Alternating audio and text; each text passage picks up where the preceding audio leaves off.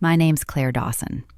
Last spring, I found out my sister quietly moved $1.8 million out of our parents' trust, right when Dad was waiting for surgery. She called it a temporary loan. Tell me, have you ever trusted family with money and watched it disappear? It was a Thursday morning, the kind that already felt one email too long. My monitor blinked with a subject line from Trust Corp Bank. Notice of large transaction change, Dawson Family Trust. For a second, I thought it was a phishing attempt. Then I saw the amount, $1,800,000, real enough to make my stomach pull tight. I dialed my sister immediately. "Hey, Mel, did you move something out of the trust?" Her voice came light and casual, like she was talking about rearranging furniture. "Yeah, I just borrowed it for a short-term project. Don't freak out, it's temporary." "Borrowed?" "Claire, I manage the account, remember? It's all under control." She hung up before I could ask what project meant. Around me, my coworkers were debating ski resorts for New Year's. Someone laughed about the price of hot chocolate at Whistler. I stared at the spreadsheet on my screen. Every number suddenly meaningless. The transaction date caught my eye. Last Friday, the same day Dad was admitted to the hospital. My pulse thudded. I logged into the Trust's online portal. Access denied. A red message blinked. Restricted by admin Melissa D. Trust Corp's customer line put me on hold with cheerful piano music. When a man finally answered, he said, "We're experiencing a temporary system issue. Some files are locked for maintenance." "Convenient timing," I said. He chuckled awkwardly. "And our Bellevue branch cameras are under repair this week, so we can't verify in-person transactions yet." I printed the last available log file and scanned it under the office light. 3 withdrawals, all routed to accounts starting with the letter M. Melissa, Mason Holdings, and MFD Advisors. Every one of them looked familiar enough to be dangerous. My phone buzzed. Mom. "Sweetheart, the hospital postponed your father's surgery. They said the trust payment hasn't gone through. Do you know what's happening?" "Working on it," I told her, though my voice came out thinner than intended. Rain started tapping the windows. The sound used to calm me. Now it just measured how fast time was running out. I shoved the papers into a folder and grabbed my coat. In the elevator, a coworker asked if I was heading to lunch. "Not exactly," I said. "Family audit." He laughed, assuming it was a joke.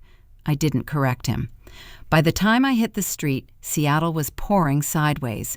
Water ran off the awnings like overfilled ledgers. My heels slipped twice before I gave up pretending I had balance in any sense.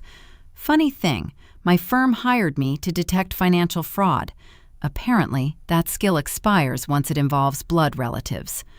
A horn blared as I crossed Union Street. My phone rang again. This time, an unknown number.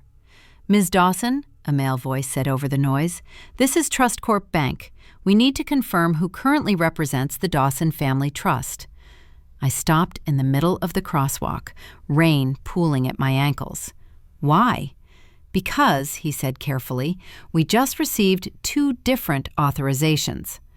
By the time I reached my parents' house in Bellevue, the rain had turned to a steady mist that clung to everything: the driveway, the windows, my mood. Mom opened the door with the kind of tight smile reserved for family disputes that still needed to look polite. "Claire, we're all waiting," she said, leading me into the living room. Melissa sat on the couch beside Mom, cross-legged, holding a tablet like a courtroom exhibit. My Uncle Greg was there too, apparently drafted as moral support, sipping coffee like he'd been promised front-row drama. "I only moved the money temporarily," Melissa began before I sat down. "A short-term investment in a biotech fund. The market's hot, and I didn't want to miss the window. Everything's safe." "That's not your call," I said. She smiled without warmth. "I manage the trust, Claire. It's literally my call. You handle spreadsheets for clients. I handle this family's future." Mom cut in quickly. "Your sister has always carried the financial burden. She's just trying to grow what your father built. You're being too suspicious." I pulled the printed statements from my folder and set them on the coffee table. 3 transfers. None to any biotech fund. Melissa didn't look down. You're missing context. Context doesn't move $1.8 million. Mom sighed, as if logic were an inconvenience. Sweetheart, your father doesn't need stress right now. Let's not turn this into a fight. We can't upset him. Uncle Greg cleared his throat, offering the world's least helpful comment. Maybe it's just a misunderstanding. I stared at him, wondering if the man had ever balanced a checkbook. Melissa leaned back, voice syrupy. If you want, I can return the funds sooner. Just don't drag everyone into it, okay? The phrasing, don't drag everyone into it, wasn't a suggestion, it was a warning. The meeting ended with polite avoidance. No resolution, no trust, just a house pretending to hold itself together. Outside, I sat in my car long enough for the windshield to fog. A text buzzed through. Melissa again. If you push this, you'll regret it. Drop it, and I'll have the money back before Dad's surgery. 10 days, I thought. That was all we had before the hospital canceled for good. At my apartment that night, I called Jordan Ruiz. He used to be our firm's contract attorney before switching to independent work. If anyone could help me sort this out quietly, it was him. Send me what you've got, he said, and Claire, don't argue with her again. You'll only give her time to cover her tracks. Gather evidence first. I emailed the logs, then met him the next morning at a diner near South Lake Union. Jordan was one of those people who always looked halfway between amused and exhausted. He stirred his coffee while scrolling through my printouts. Melissa's smart, he said finally. Too smart to leave her name on direct transfers like this. She did. She did something, he corrected. But see this? He pointed at one account name, MFD Advisors. That's not a registered investment fund. It's a personal holding account at a small bank in Oregon. I frowned. She told everyone it was for biotech stocks. He smirked, more weary than pleased. Yeah, maybe she's developing a new cure for accountability. The waitress dropped off our check. Jordan scribbled a note on a napkin, then folded it into my hand. You need to confirm ownership of that Oregon account. Quietly. Don't ask her, don't tell your mom, just find proof. Mom called while I was driving back. Her voice carried that fragile mix of guilt and irritation. Melissa's worried about you, honey. She said you might have misunderstood the transfers. I didn't. Well, she said after a pause, maybe don't make it worse. Your dad can't handle conflict right now. Got it, I said, and hung up before I said something that would split the family group chat forever. At home, I looked around the living room, stacks of invoices, spreadsheets, bills. I built a career catching other people's mistakes. Somehow, being right in this family felt like the wrong role to play. The phone buzzed again, this time from Jordan. Just check the trust terms, he said. If the balance isn't restored within 10 days, the account freezes automatically. 9 now. Great, I said, staring out at the gray skyline. Claire, he added, voice low, don't get emotional. Get proof. The Oregon lead took me 3 hours, a lukewarm sandwich, and one favor from a former coworker who owed me a Christmas bottle of whiskey. The account name was MD Ventures LLC, registered 2 months earlier. I didn't need to guess what MD stood for. The filing address matched Melissa's condo in Bellevue. When the document hit my inbox, I recognized something else.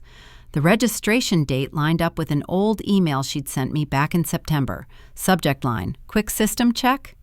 She'd asked me to review a test transaction, saying she wanted to confirm her new security setup for the trust. I'd clicked the link, verified the dummy transfer, and replied that it looked fine. She'd thanked me with a smiley face.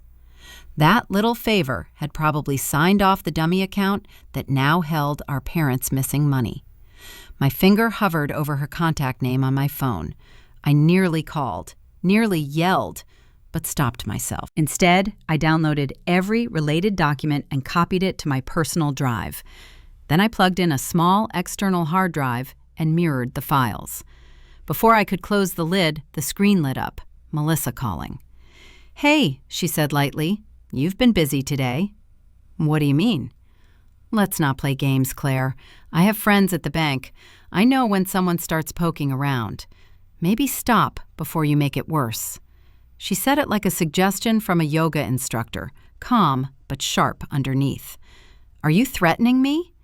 No, she replied. I'm warning you, for your sake. The line went dead. A few minutes later, a new message from Mom popped up. Melissa's under a lot of stress, honey. She told me you're questioning her integrity. Please stop making things harder for her. Apparently, concern in this family now came with a PR filter. I left my apartment and drove to the cafe near Lake Union, where Jordan liked to work mornings. He was there, laptop open, black coffee, half gone. Got something, I said, sliding into the chair. He raised an eyebrow. Tell me it's good. I handed him the USB. MD Ventures, LLC, registered 2 months ago. Melissa's address. He scrolled through the PDFs, his mouth tightening. This isn't an accounting mistake. This is structural.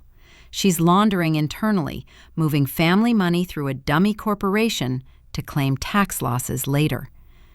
She said it's a temporary loan. He snorted. Yeah, and I'm the Easter Bunny with a law degree. We went over the timeline. Every date lined up too neatly. The test transaction, the new entity, the withdrawal. Melissa hadn't improvised this. She'd planned it. I left with the files and drove to her place. The air smelled of rain and espresso, a combination I used to love before it became shorthand for anxiety. Melissa opened the door in yoga pants and a cardigan, looking every bit the self-assured older sister who always knew better. Did you come to apologize? She asked. Not exactly. I know about MD Ventures. Her smile didn't even flicker. That's a holding company, perfectly legal. For what? Embezzlement practice? She stepped closer. You think you're the only one who cares about Mom and Dad? I'm trying to build something that keeps them safe. You just sit there judging me while I do the hard part. I'm not judging, I said, even though I was. I'm asking what you did with their money. Her voice dropped. You wouldn't understand. You've never carried responsibility. That's one word for stealing. Her eyes flashed. Get out. I turned to leave, forcing my hands to stay still. The urge to throw something was strong, but dignity seemed cheaper to keep. Halfway down her front steps, my phone buzzed with another text from Mom. Melissa says you came over angry. Please, Claire, stop feeding the fire. I laughed, which startled a couple walking their dog nearby. At least someone in this family was feeding something.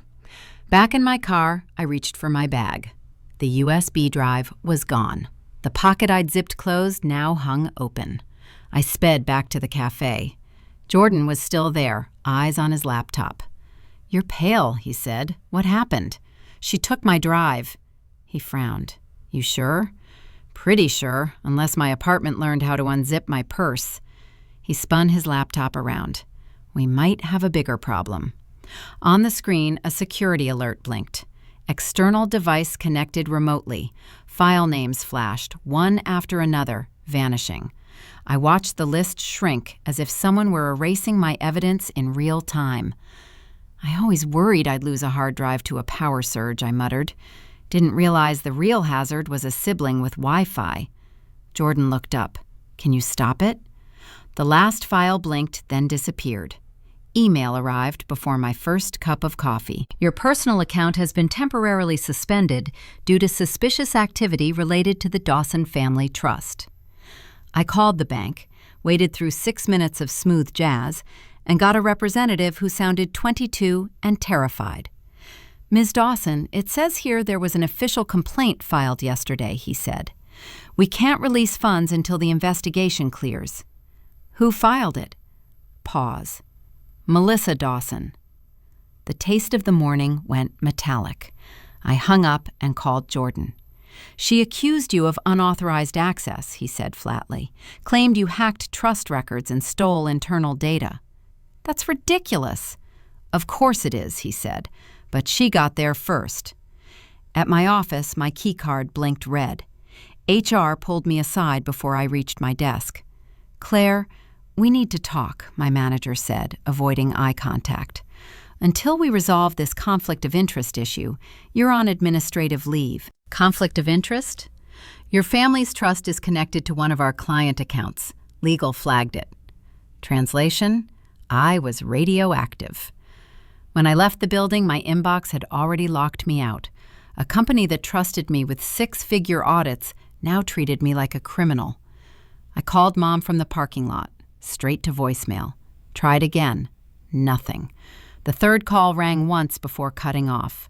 She'd blocked me. By noon, the hospital left a message. "Payment authorization incomplete. Surgery will be postponed until funds are verified." Dad's name on that voicemail hit harder than any accusation. I drove aimlessly for a while before pulling into Jordan's office downtown. His tie was undone, coffee ring on his desk the size of a coaster ad for stress. "She's faster than I expected," he said. "Already filed a formal notice to freeze the trust until an internal inquiry finishes." "How?" "She probably told them you compromised the system. With that missing USB, she can claim you manipulated the data." I leaned back in the chair. "So now I'm the villain." "Temporarily," he said, "but you need a new strategy. The law doesn't care about sibling loyalty. It cares about documented facts." On his monitor, he opened a file. And I found something ugly. That camera malfunction at the Bellevue branch? Melissa reported it herself, 2 hours before the withdrawals. She sabotaged the footage. Looks that way. It explained everything. The missing visual record, the technical issue the bank mentioned, the perfect timing. My sister had built an invisible corridor and walked the money straight through. Jordan tapped his pen against the desk. "You can't beat her on emotion. She's setting you up to look unhinged. You have to counter with proof." I stood, pacing. She's already got Mom, the family, and half of Facebook on her side. He turned the laptop around. On the screen was a public post. "My sister's going through a tough time and making false claims about me. Please respect our privacy while I help her get the support she needs." Over 200 likes, comments full of sympathy.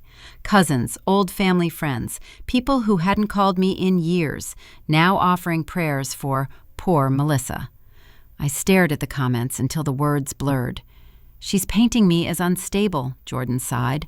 "That's a classic move. You can't defend yourself in a family court of gossip. You need to shift it back to facts, documents, not drama." The next few hours blurred into phone calls, denials, and a migraine that felt earned. Melissa had taken my career, my credibility, and most of my family in under 48 hours. Jordan leaned against his desk. "Look, Claire, if you want to fight this, you'll have to make it official. Independent audit. Fast." "That'll expose her."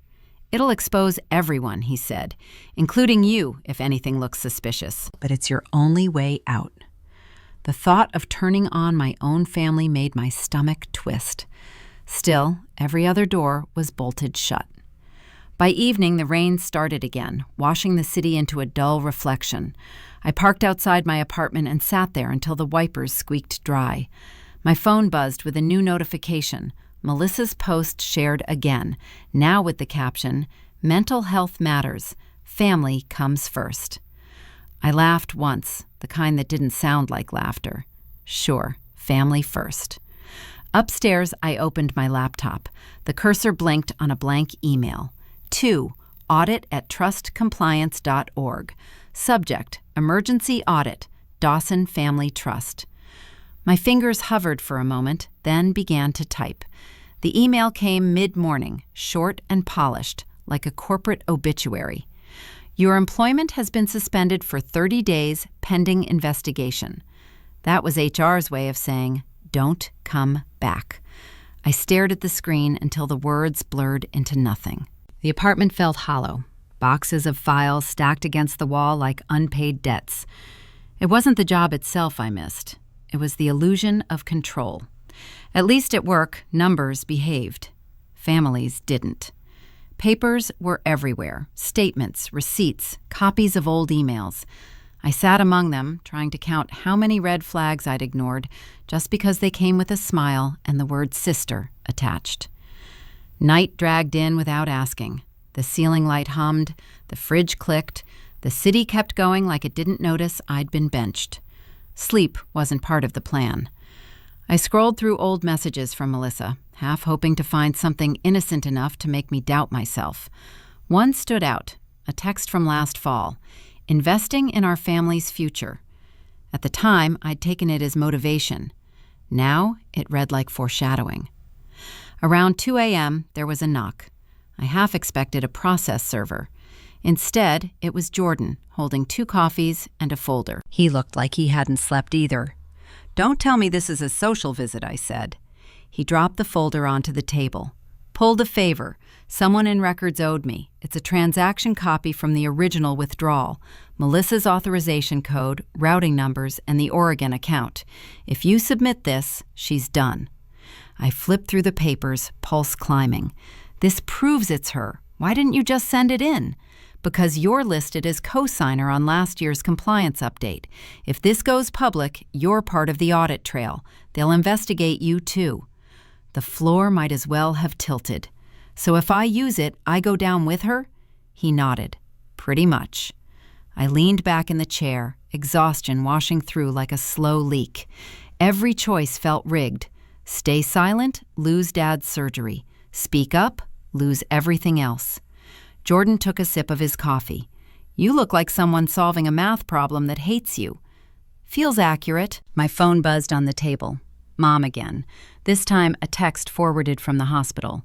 "Insurance ending next week. Surgery requires verified funds by Friday." That was 5 days away. Something in me snapped from analysis into decision. "Then we're out of time." Jordan frowned. "Claire, I'm not doing this to win, Jordan. I'm doing it to stop her from burning down what's left of them." He studied me for a moment, then slid his coffee across the table. "You understand what happens next. The board will review the entire trust. You'll be called in. It won't be pleasant." I've done audits worse than this. Not with family photos on the wall. We sat in silence long enough for the coffee to go cold. The city outside hummed, indifferent. Finally, I gathered the files into a neat stack, labeled them by date, and opened my laptop. The screen's glow painted the room sterile. Jordan stood behind me, arms crossed. "When you send it," he said, "you'll lose her for good." I lost her the day she called theft a favor. He exhaled through his nose. Fair point. The cursor blinked in the new email draft. My fingers hesitated over the keyboard, not from doubt, but from fatigue. "I used to worry about losing my sister," I said. "Now I just hope my Wi-Fi doesn't die before this goes through." Jordan snorted. "Dark humor suits you. Guess it runs in the family." I attached every file, double-checked the names, then hovered over send. The folder looked so harmless, rows of neat evidence, the end of an era zipped and ready. Jordan said quietly, "Once you hit that button, there's no rewind." Wasn't planning on one. The cursor blinked again, waiting. Then my hand moved. The mouse clicked once, and the little progress bar filled. Sent successfully. 3 days later, the emergency meeting took place in a boardroom that smelled like paper, stress, and bad coffee. 6 trustees sat in a half circle, their expressions neutral in that professional way that meant judgment had already been passed. Melissa was across the table, wearing her lawyer's confidence like perfume. Beside her sat an actual lawyer, a man in an expensive gray suit with a voice that could file taxes just by speaking. "Let's begin," the chairwoman said. "Ms. Dawson, you requested this audit. Please present your findings." Before I could open my folder, Melissa's lawyer stood. "Actually, we'd like to start with clarification," he said smoothly. "There's been some confusion around these transfers. All of them were fully authorized under the trust's dual signature provision. My client has documentation of the co-authorization from Ms. Claire Dawson dated 6 months ago." He tapped the folder, producing printed copies. My own electronic signature stared back at me, perfect down to the looping C I'd practiced since middle school. My mouth went dry. That's impossible. Melissa folded her hands. You confirmed the system update, remember? The new dual authorization? You said it was fine. A chill crawled up my spine. The email, the test transaction, the one where I'd said the system looked fine. That had been the setup. She'd taken my confirmation and attached it to a blank authorization form. The lawyer continued. Each transfer followed that approval process. There's no evidence of wrongdoing here, aside from Ms. Claire Dawson's recent unauthorized access. Every trustee turned toward me like synchronized judgment dolls. I never signed those forms, I said, voice steadier than I felt. Melissa looked almost sympathetic. Claire, denial isn't helping anyone. You should focus on Dad right now, not fighting ghosts. Don't you dare use him as a shield. Then stop acting like a child. Jordan, sitting 2 chairs behind me, leaned forward. If I may, he said, sliding a paper toward the board, we analyzed the server logs for those transactions. The digital signature timestamp doesn't align with Ms. Dawson's login records, meaning someone used a proxy environment to replicate her credentials. The lawyer's tone hardened. Speculation. Jordan smiled like a man too tired to care. Not speculation, metadata. You'll see the logins occur 6 hours apart from different IP locations. Unless Ms. Dawson has mastered teleportation, something's off. A murmur rippled through the room. The chairwoman adjusted her glasses. This requires technical review. We'll suspend conclusions until verification. Melissa's lawyer raised a hand. Meanwhile, we request that Claire Dawson refrain from any further access to trust materials pending inquiry. Fine, I said, as long as you actually look at the logs instead of the story she's selling. Melissa exhaled dramatically. Claire, this obsession of yours is called evidence. Her eyes narrowed. No, it's called envy. That word hit harder than the accusation. I didn't even bother replying. The chairwoman stood, declaring the session adjourned until the digital audit could confirm the timestamps. The trustees gathered their papers, murmuring polite goodbyes that didn't sound polite at all. Outside the conference room, Jordan caught up with me. You okay? I just found out I co-signed my own downfall. How do you think I'm doing? He gave a grim half-smile. You're still standing, which is more than she expects. We just need the forensic guys to confirm the spoofed signature. And if they don't? Then you'll need a lawyer hungrier than hers. We stepped into the hallway, the fluorescent lights humming like insects. Melissa walked by, heels clicking with precision. She paused, leaned close enough for only me to hear. You should have left it alone. I met her gaze. You should have been better at faking timestamps. Her smirk faltered for the first time all day. As she disappeared into the elevator, Jordan muttered, She's good. Cold, but good. Yeah, I said. First time in my life I've seen having a hacker for a sister come in handy. He laughed under his breath. That's one way to see it. We walked toward the exit, both silent for a stretch. The world outside the glass doors looked washed out, Seattle gray with a hint of accusation. My phone buzzed as I stepped onto the sidewalk. Unknown number. The message preview flashed across the screen. Want to prove you're innocent? Find the person you both forgot. I stopped mid-step, rain starting to fall again, blurring the text just enough to make it look like a dare. The message had given no name, just an address near Bellevue and the line, Find the person you both forgot. I drove there early, the kind of nervous where even traffic lights felt personal. The address led to a strip of offices, one with a dusty "For Lease" sign. A man in his 50s stepped out from behind the door, thin and cautious. You're Claire Dawson, he asked. Yes. He looked around before holding out a small memory card sealed in a plastic bag. I used to work at Trust Corp. I was the tech who handled surveillance before they called it a maintenance issue. I don't want to get involved, but justice needs data. What's on it? He hesitated. The day your sister made her withdrawal. He walked off without waiting for a thank you. Later that night, Jordan and I loaded the card into his laptop. The footage was grainy, but clear enough. Melissa sat at the bank counter, signing withdrawal slips while talking on the phone. Her voice came through faintly. "If anything comes up, just say it was a technical glitch." Jordan leaned back, exhaling. "That's your smoking gun." "Think it'll hold up?" "Better than most marriages," he said. "We'll present it at tomorrow's board session. They'll have to reinstate the audit officially." The next day felt heavier than it should have. The conference room filled with trustees, lawyers, and a representative from the hospital, brought in to explain why the trust's instability had stalled patient care. Melissa sat across the table, crisp as ever, her expression unbothered. Jordan stood first. "We have new evidence regarding the disputed withdrawals." He inserted the drive and played the footage. Melissa's lawyer interrupted halfway through. "This video's been manipulated. My client maintains she had every right to conduct these transactions." Melissa nodded in rhythm with his words. "That clip's been edited. I can prove it." She produced a printed affidavit. "A technician verified the footage was tampered with. Here's his signed statement." Jordan took the paper, scanning the signature. "That's interesting," he said, "because the same technician retired before this document was dated." Murmurs spread around the table. Melissa's lawyer tried to recover. "Without the full video, this proves nothing." I spoke up. "Then maybe we should finish it." Jordan let the recording run.